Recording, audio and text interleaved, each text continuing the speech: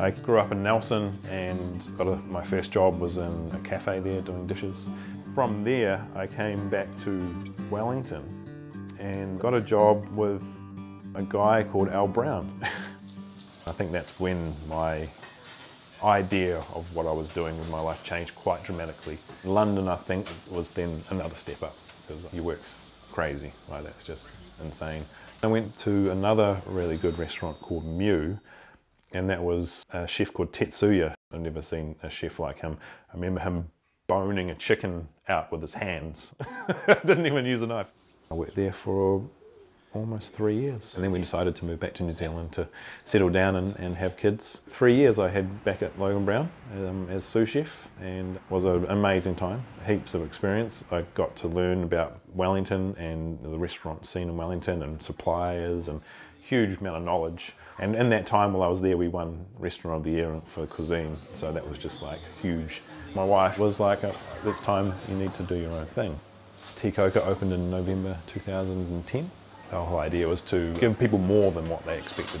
We opened and I had this huge dream of being 100% local and organic, and went to the extreme. I bought all the stuff in and we were going along and not having a clue that 6 months in, I'd sit down with the accountant and he's like, okay, you're losing lots of money, you got to change, otherwise that's going to be over. So I then had to cut it all right back. I rang up all the suppliers that I've been using and I'm like, sorry guys, I can't do this anymore. So we had to cut it right back to basics and just go with what was cheaper.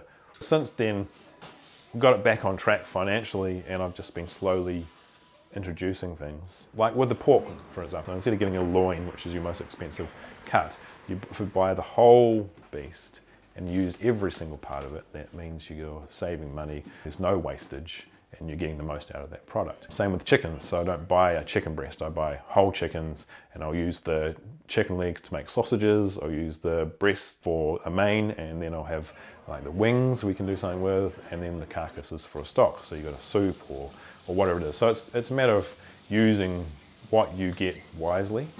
And then I think the other thing with, if you have produce that is very good, it seems you don't need as much. So it's part of my philosophy in Ti Kouka is we don't serve huge portions of meat. We have a good sized portion of meat, but we have a whole dish. So it's not just a piece of meat on a plate, it's a whole dish. You've got a cooked component of vegetables, you've got a raw component. So it's all about using everything together. So you've got maybe something that's a bit more expensive with something that's not so expensive, and putting them all together so you can work it out. I suppose the other thing is using cuts of meat which aren't the primal cuts. So instead of using your fillet steak, I use a lot of brisket, which is a lot cheaper. So it's still quality, and in fact, I mean, I think it tastes better if you know how to make it. If you know what to do with it, it's a beautiful piece of meat. We don't buy pre-prepared stuff and make tomato sauce. You make chutneys, you make jams, and that way you've got control over what it tastes like, but you've also got control over the costs.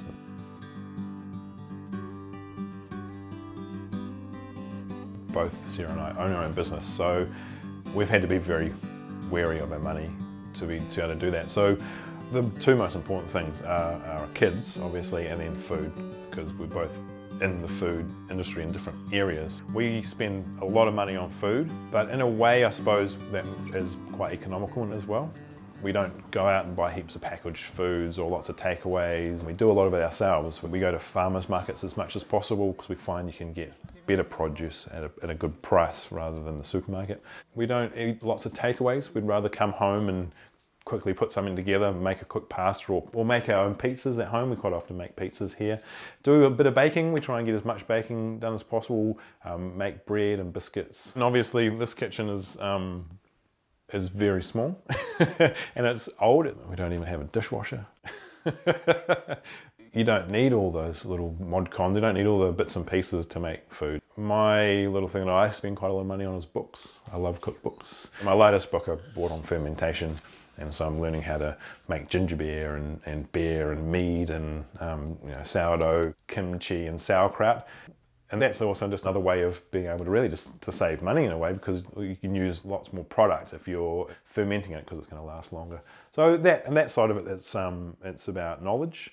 On the other side of it, there's a lot of food porn. I just like looking at what chefs are creating other places around the world, and where food is going in the top places at the moment, because it's going, I think, in a really nice direction, a lot of getting back to the roots, and exactly what we're talking about, finding the farmers and working with the farmers to produce amazing food, and doing a lot of foraging and going out and getting your own food, which I think is the sort of the future.